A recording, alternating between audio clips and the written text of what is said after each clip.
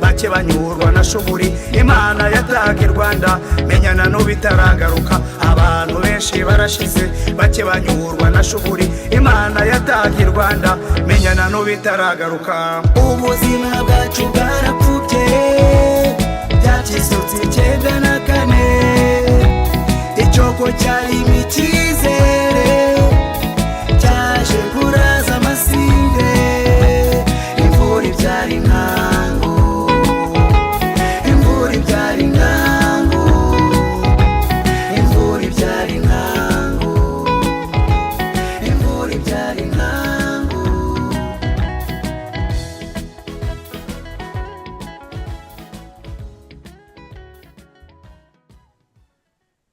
Reka nongere mbasuhuze bantu mwese muneze amatwi kandi bahe ikaze kuri runo rubuga kwamikanya ku rubuga rw'inyangamugayo.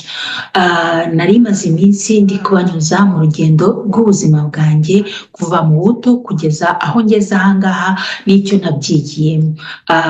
Rero runo ni urubuga tusangiraho amakuru cyangwa dusangiraho ubumenyi, muri ubwo bumenyi tukafatamo ibyemezo bitujyana ku ibikorwa bituma umuntu abasha kubaho yigenga. Rero nk'uko Karasira abivuze, ubuzima bwa benshi bwabyisuse muri 94. Ubuzima bwacu burapfuba, hari abo njyewe nk'uko nabanyujije mu rugendo rwanjye. Ubuzima bwanjye bwatangiye gukisuka mu 1991, ariko turebye uko ibihe bimeze ubu ngubu, hari imfubyi, hari abapfakazi, hari ibibondo, hari abagabo, hari abantu bari kuba incike kubera intambara, kubera jenoside nanone iri gukorerwa abanyekongo cyane cyane mu bice by'uburasirazuba bwa Kongo iguma. Rero hari abana bari ubuzima buri gukisuka, hari abapfakazi ubuzima buri gukisuka.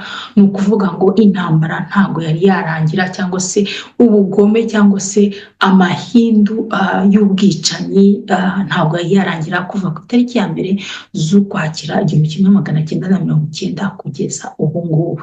Ni ibintu tugomba kuvugaho, ni ibintu tugomba gukomeza ukangura kuvuga kandi tukavugisha ukuri kugira ngo intambara cyangwa se ubwicanyi bw'ubugome, ubwicanyi bw'indengakamere burangire burundu bucike. Rero reka Karasira nkomeze nkwihanganishe aho uri muri gereza, mvuga ngo haguma ubuzima, komeza umutsi, uzaramba kandi uzabaho. Nari ndimo ndabagezaho ubuhamya bwanjye cyangwa se urugendo rw'ubuzima bwanjye. Mu gice cya kabiri twatugeze aho nagizwe imfubyi, aho bishe umubyeyi wanjye ku manywa y'ihangu. Abantu batari bareba icyo gice ndanabakangurira kujya kukireba. Uyu munsi nifuje kubagezaho ubuzima bwanjye cyangwa se urugendo rw'ibyo nabonye muri Jenoside 1994. Rero mu myaka mikeya nari mfite mike cyane, nababwira yuko byatangiye ku itariki ya 6 ukwezi kwa Mata umwaka w'1994, ubwo indege y'umukuru w'igihugu yari ikubutse muri Tanzania, aho yaravuye gusinya amasezerano y'amahoro hamwe n'inyeshyamba zari zarateye u Rwanda, zaje kuba FPR Inkotanyi 1994.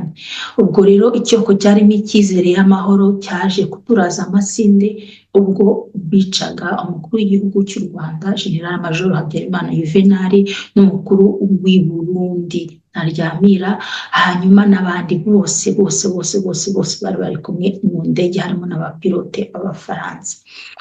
Mu myaka mike cyane nari mfite, byabaye nk'uko twabyumvishe, nk'uko byanditse, nk'uko bizwi, byabaye mu ijoro w'itariki ya 6 Mata muri uwo mwaka nyine. Rero twebwe uko twari tumeze mu muryango, twadusigaranye umubyeyi umwe, turi abana batoya, ntabwo twabashije kubimenya kubera ko umva abana baryamaga kare.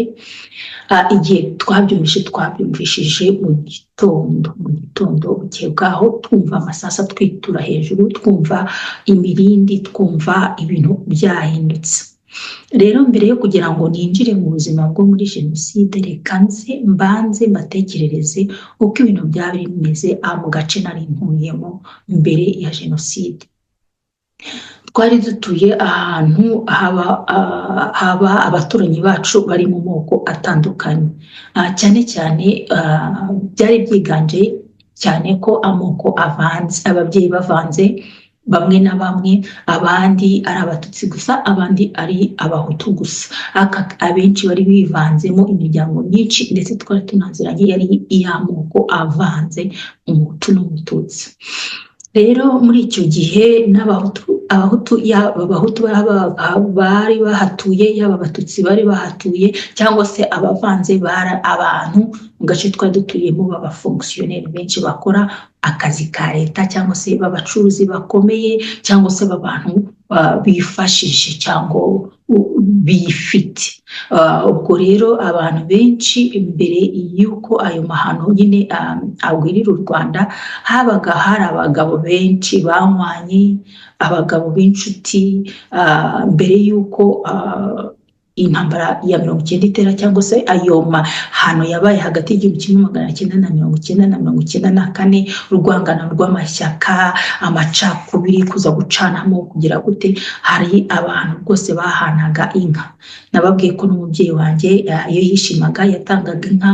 Ababyeyi banjye bari abantu bagira urugwiro, bari abantu bagira ubuntu, navuga ngo bwatiza n'urugi. Ntabwo umubyeyi wanjye washoboraga kuza ushaka ikintu cyo kurya cyangwa cyo kunywa ngo akuburire niyo yaba ari cyo afite cyonyine, niba ari byo byaba bisigaye mu rugo byonyine. Rero ukundi kuntu nababwira, aho twari dutuye, twari duturanye, twari hafi rwose ahantu wagenda n'amaguru, cyangwa se hatari kure cyane n'isoko rya Nyarugenge. Hanyuma ni ukuvuga ngo abakarasi, abakarani, ibintu byose, hari ahantu hafi ku buryo ushobora kugera mu mujyi wa Kigali, ku buryo abantu bashobora gucumbika kujya ku kazi, gufata imodoka yihuse kugira. Rero aho ngaho impamvu nshatse kubisurinya nuko ndibuze kubigarukaho mu gice cya jenoside, ahari abakarasi, abakarani. Uko mu rugo iwacu twari duteye ntago umubyeyi wanjye yahezaga.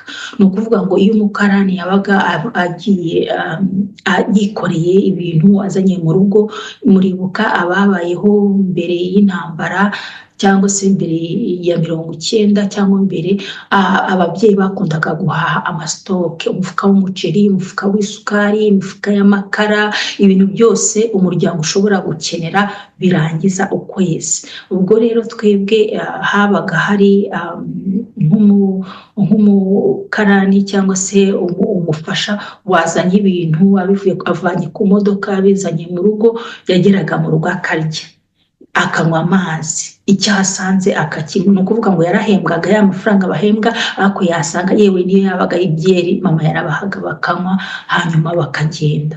Ubwo rero ni ukuvuga ngo abakarani bose barwaniraga gutwaza umubyeyi wanjye, cyane cyane ko no mu kazi yakoraga mu bantu by'ubusosiyale, ahura n'abantu cyane. Ubwo rero iyo situation niyo twari turimo, ahantu twari dutuye. Noneho twinjiye ku itariki ya 6 mu gitondo, twari duturanye nanone muri aya moko avanze, muri aya moko y'abantu bifite cyane. Twari duturanye n'abaturanyi bari mu bwoko bw'abatutsi gusa cyangwa se banavanze, ariko harimo bamwe bohereje abana babo mu Nkotanyi. Ubwo mbere y'intambara nyine, no muri cya gihe cya 90 kugeza muri 94 byari bizwi. Noneho kubera ko uko kuntu twari duturanye, ku itariki ya 7 abo bantu twari duturanye nyine bari bohereje abana babo mu Nkotanyi, nibo batangiye gushaka gutangira no kujya kubareba nyine, kuza bumvaga ko ari bo bishe nyine Habyarimana. Nibo bantu ba mbere batangiye guheraho kujya guhiga, kujya gushaka kwica. Noneho rero uko twari tumeze rero mu rugo iwacu, ntabwo twabashije kuva mu nzu. Urumva abana batoya cyane n'umubyeyi umwe, rero ni ibintu bitari byoroshye. Noneho muri ariya matariki, itariki ya 6, iyo ngiyo n'ibyakurikiyeho, umubyeyi wanjye yari atarabona umushahara, kandi nabasobanuriye ko yatangaga cyane nyine. Ni ukuvuga ukwezi kwashiraga n'iyo stoke y'ibiryo, ibintu byose byashize. Ndibuka ko umubyeyi wanjye yari afite igiceri cya 20 cyonyine mu rugo. Nta nubwo nibaza ko kiriya gihe ntago abantu babikaga ngo wenda amafaranga mu rugo, cyangwa hari amakarita ya banki, bajyaga gufata kashi kuri banki bakaza bagahaha, cyangwa bagasiga amafaranga ya reserve yo gukoresha ibintu mu rugo. Sinibaza ko hari abantu benshi batungaga amafaranga menshi mu rugo. Twebwe ntabwo ko byari uko bimeze. Yari afite igiceri cya 20. Ibyo kurya ntabyo dufite, ariko nta nubwo twari kubasha kurya kubera amasasu, amabombo. Umuturanyi wacu rero wari warohereje abana mu Nkotanyi, niwe bahereyeho.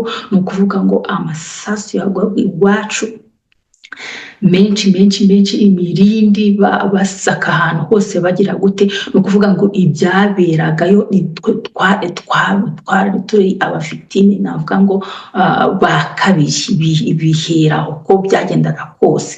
Iminsi igera kuri 3 twamaze icyo gihe, kubera bamwe mu babyeyi b'umubyeyi wanjye bari barize ibintu by'igipolisi by'igisirikare. Ubwo umubyeyi wacu yaratubwiye ati mujye munsi y'igitanda, byane byo gusiga santimetero kugira gute. Turakusha icyumweru cyose, hafi iminsi 7 cyangwa 8.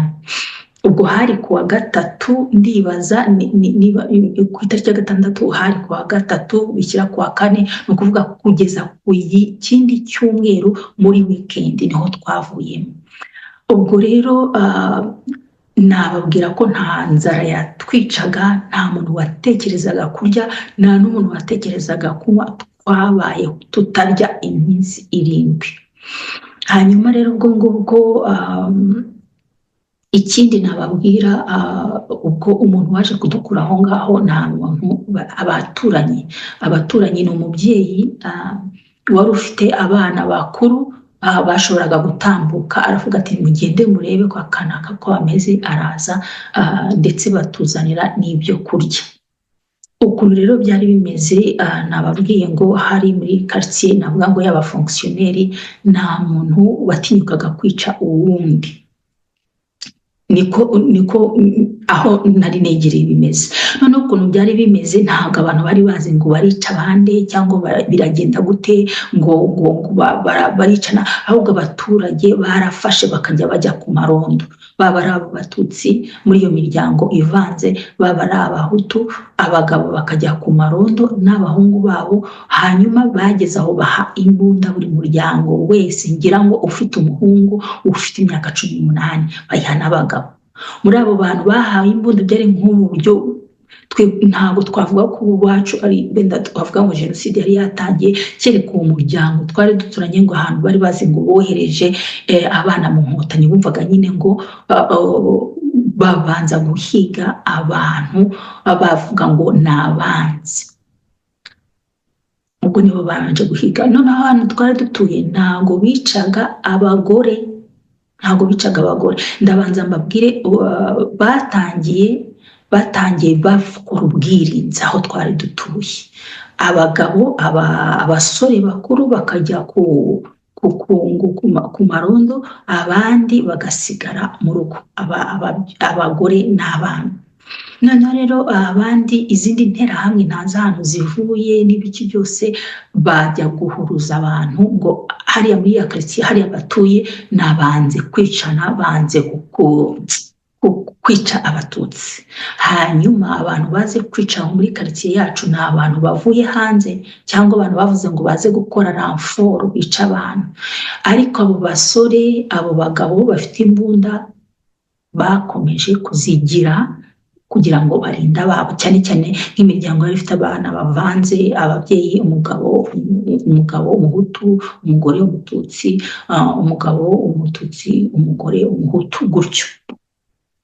Hanyuma rero bica abantu batandukanye, hanyuma abagore ntabwo bigeze babica, kereka muri iyo miryango nyine, umuryango twari duturanye wari ufite umwana wagiye mu Nkotanyi, umubyeyi mwiza cyane nibuka, yakundaga kuduha amapera, bafite amapera, ibiti by'amapera y'umweru n'umutuku, akaza akadukarabya intoki, akaduha amapera tukarya tugahaga, yatwarangiza tugataha, akaduha n'ayo dutahana.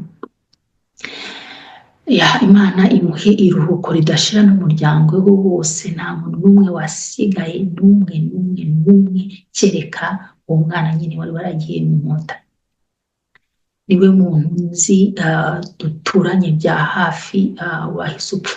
Uwundi muntu abandi bantu bapfuye ni umugabo nababwiye mu buto bwanjye, najyaga kuri butike akantangira akankubita ngo ugiye ngo ninsubire mu rugo.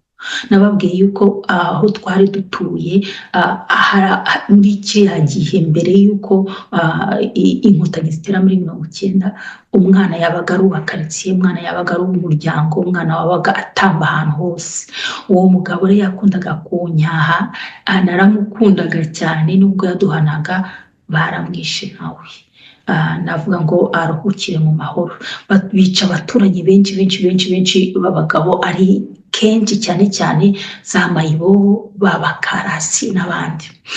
Rero ngarutse mu rugo iwacu, abantu benshi bakundaga kumva, urumva urugo rurimo umugore n'umwana ntabwo bakundaga kurwinjiramo, cyane abantu bari bazi uburyo papa yapfuye ko nta wari uhari. Rero abantu benshi birangije bamaze kwica abatutsi benshi, bamaze kubarangiza nibwo batangiye noneho gutangira kureba umuntu asate, umuntu afite isura imeze gute, umuntu arakize. Iyo ufite wari ubaga ufite nyine ubukire, ufite ibintu byinshi, batangiraga noneho kuza guhumbahumba n'abandi bantu basigaye. Uri inzobe ukabizira, uri muremure ukabizira, ufite izuru rimeze gute ukabizira, kandi wicwa n'abantu utazi baturutse ahantu abamayibobo, abakarasi. Ubwo rero impamvu nababwiye abakarasi ngitangira, abakarasi bahagaze cyane ku mubyeyi wanjye. Harimwe bamwe bazaga gushaka kumwica, abandi bakarasi bagashaka kujya yaratugaburiye, yaduhaye isombe, yaduhaye umuceri, yaduhaye byeri, uwo mumama ni umugore. Ngayo nguko uko byari byifashe, burya ngo ugira neza ukayisanga imbere. Ubundi rero ikindi twabaye aho ngaho, ibyo ngibyo byo kwica abantu bigeraho birahosha. Hanyuma ikindi twari duturanye ni interahamwe kabutindi yitwa Ninja. Naramwiboneye n'amaso yanjye, umuhungu mwiza w'igikara ujya gusanga akajugarobera, ariko w'igikara tsiriri, ufite mu kanwa heza, kandi ntuza.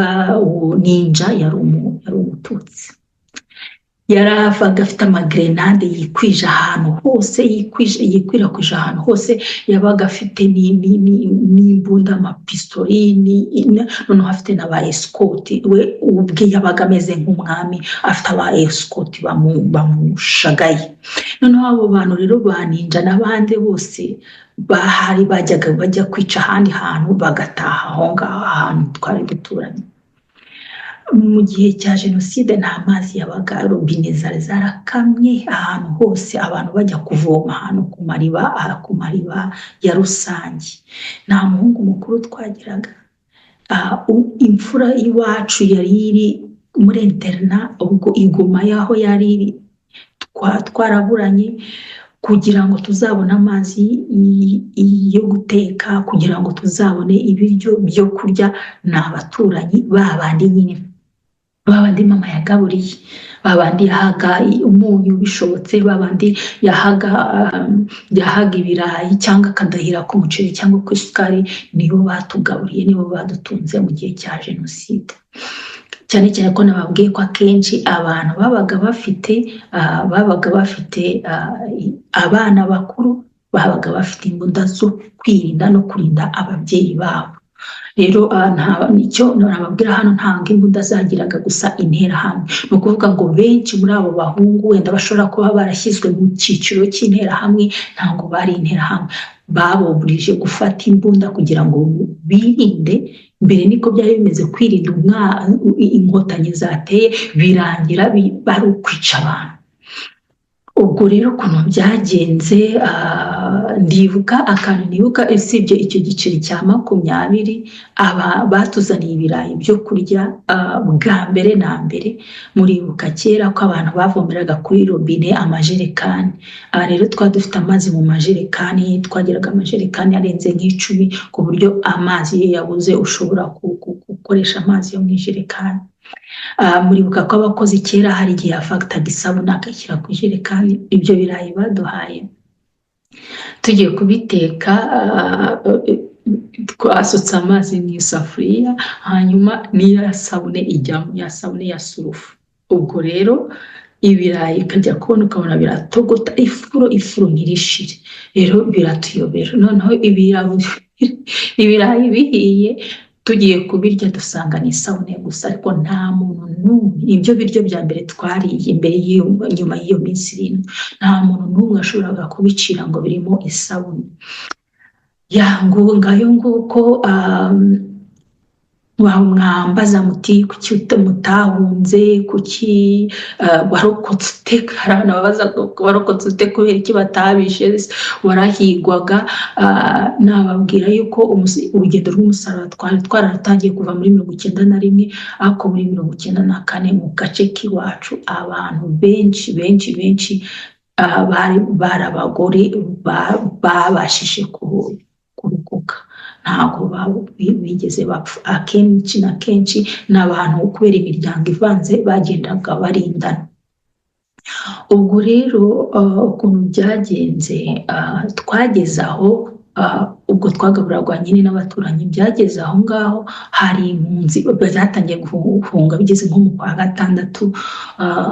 hari impunzi zahungaga pe, Kigali yafashwe, twebwe aho turi tukahaguma katigusha zikaza, tukabona bari kwicwa ku misozi itandukanye, twaramenyereye amasasu, twaramenyereye, hari igihe katigusha zaguye mu rugo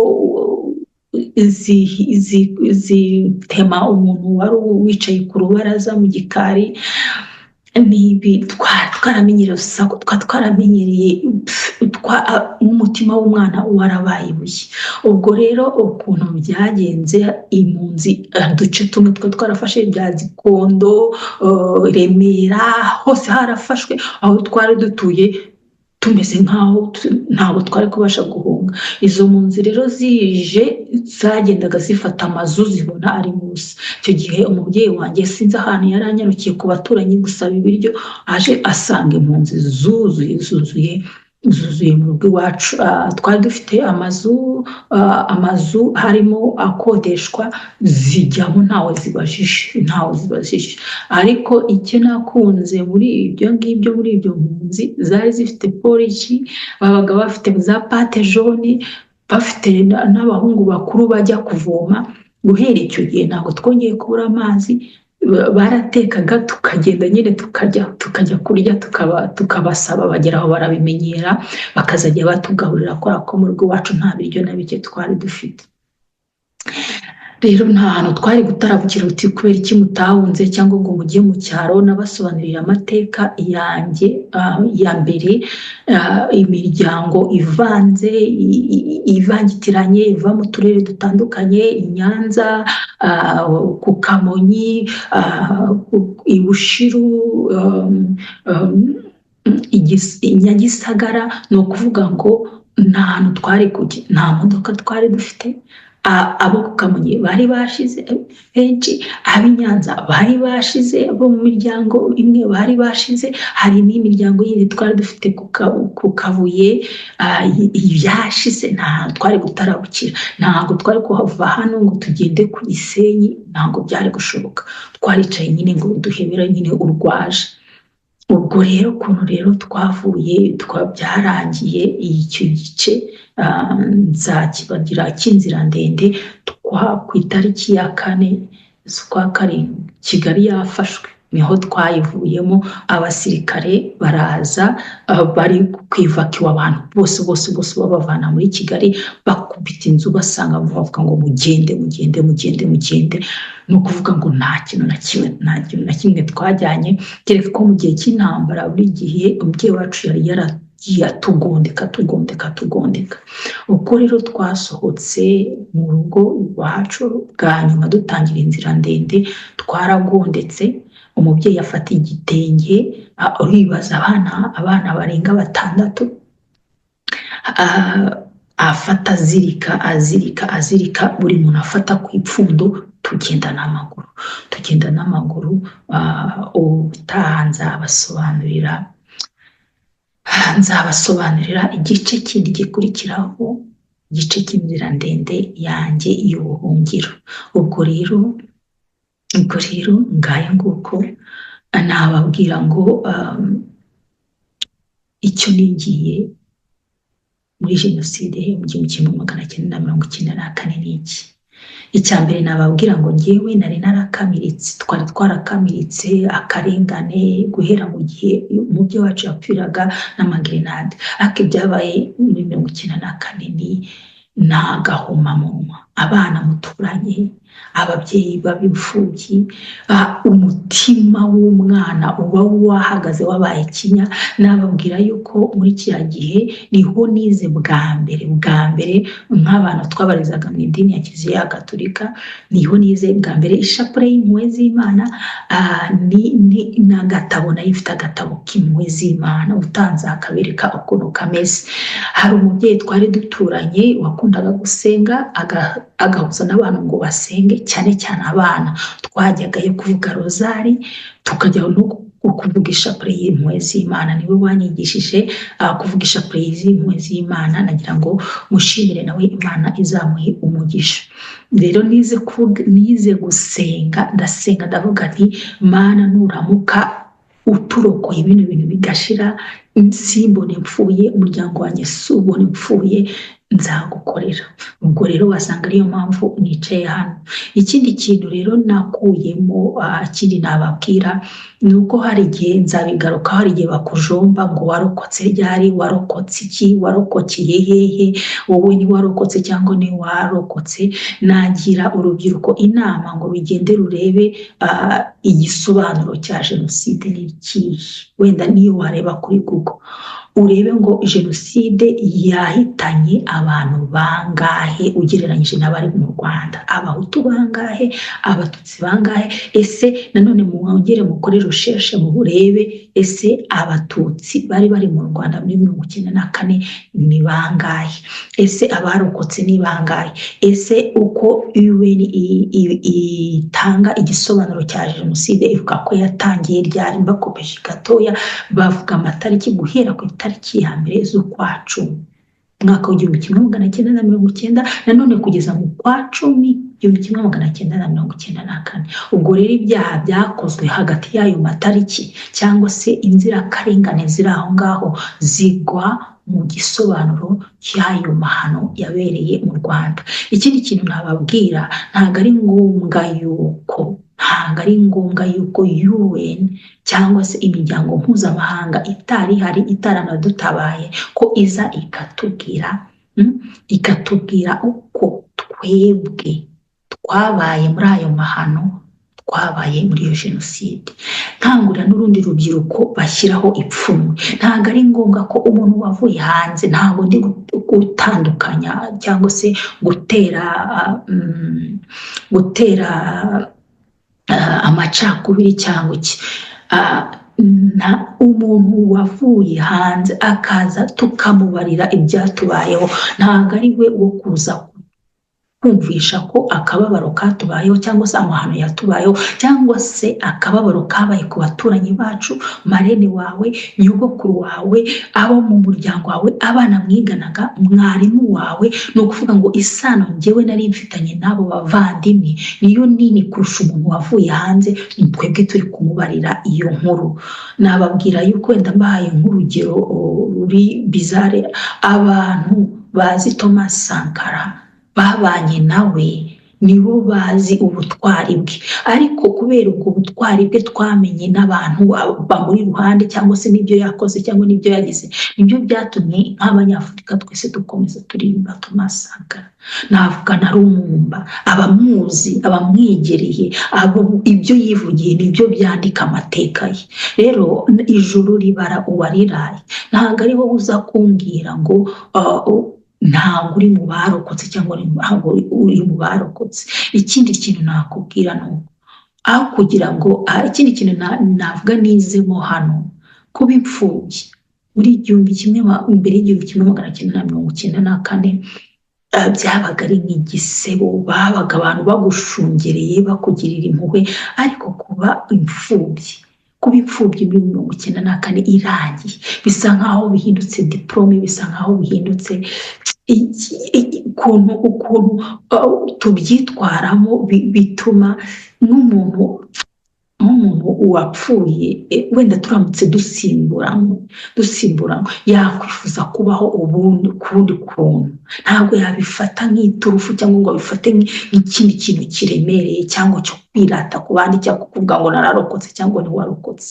Ibyo rero amaso yabonye nk'umuntu w'umwana byonyine niyo utaba wapfuye muri abo ngabo biraremereye, kandi bikomeza bikurikirana umuntu urugendo anyuramo mu buzima bwose. Ikindi kintu rero nabonye muri jenoside yabaye mu Rwanda 1994, ntabwo ari abahutu gusa bishe abatutsi.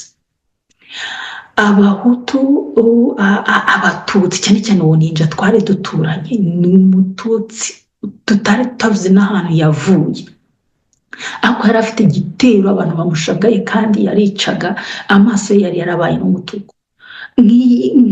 Abo bantu benshi cyane cyane babaga bafite imbunda, batagize n'ikintu bazikoresha, bari kuri za bariyeri cyangwa se bari baririnze imiryango yabo, cyangwa aho bararaga irondo hari harimo cyane cyane imiryango ivanze. Ni ukuvuga ko harimo umututsi, harimo n'umuhutu. Ni ukuvuga uwo washoboraga gupfa aho ngaho bari muri abo bantu babiri, muri abo bantu babiri bashoboraga gupfa. Rero nabonye abatutsi bishe abahutu, nabonye abakarani bica abantu, kubera ko nyine ubukarani, ubumayibobo, ubusambo, umuntu wabaga akize yarapfaga ari umuhutu. Hari n'abahutu benshi aho twari duturanye bapfuye bagiye gutabara bagenzi babo. Muribuka kera iyo umuntu yamujura yabaga yaguteye, wagendaga ugafata igikoresho ufite ukajya gutabara. Hari rero n'abagabo b'abahutu bapfuye bagiye gutabara. Nabo ngira ngo bavuge ngo Imana bose ibahe iruhuko ridashira, kandi turekeraho Banyarwanda gukomeza kwitana ba mwana, ukomeza kujombana ibikwasi, kubera yuko wa mugani wa Kizito, nta rupfu rwiza rubaho. Yaba jenoside cyangwa intambara, abice n'abiciwe byose ni amahano. Ubwo rero ndifuza yuko nzabigarukaho. Ijambo warokotse iki, warokokeye hehe, nturi mu barokotse. nakwifuza yuko iyaba abo nabuze bagarukaga, mukakujyana bakakujyana, cyangwa se bikitirirwa abandi, iyo turufu cyangwa iyo diplome cyangwa se iyo certificat igahabwa abandi. Icyo gikombe sinkinyweremo nkanjye ubwanjye, kikanywerwamo abandi, nashaka nkaba icyo bashobora kuntukaho cyose. Rero nanjye nababwira ngo nta gahinda keza kabaho, nta rupfu rwiza rubaho. Abagiye bose Imana ibahe iruhuko ridashira, kandi duharanire yuko bitazongera. Birababaje yuko nk'umunyarwanda warokotse jenoside muri 1994 yaba yicaye hano ari mu batoteza abakongomani, yaba ari mu bantu barimo barajya kubagagura, kubabaza abakongomani kuri kariya Kageni. Nizere ko nta muntu n'umwe urimo muri abo ngabo. Ahasigaye icyo nababwira cyo, icyo umuntu yakoreye hano ku isi akishyurira hano ku isi. Ntimutegereze yuko ubwicanyi cyangwa umuntu uvushije uwundi muntu amaraso nawe atazayavushwa. Twagiye tubibona akenshi. Reka nze mbifurize amahoro y'Imana, hanyuma tuzongere duhure mbacisha mu kindi gice cy'ubuzima bwanjye, urundi rugendo rw'ubuzima bwanjye, aho natangiye inzira ndende y'ubuhungiro nk'umwana. Reka ndangiriza hano mbifurize amahoro y'Imana. Hano hari kwamikanya urubuga rw'inyangamugayo. Ntabwo twaba inyangamugayo tutavugisha ukuri kandi tutavuga ibintu uko bimeze, hanyuma ngo dushaka igisubizo kitugeza ku bwigenge. Amahoro y'Imana abane namwe nakagaruka.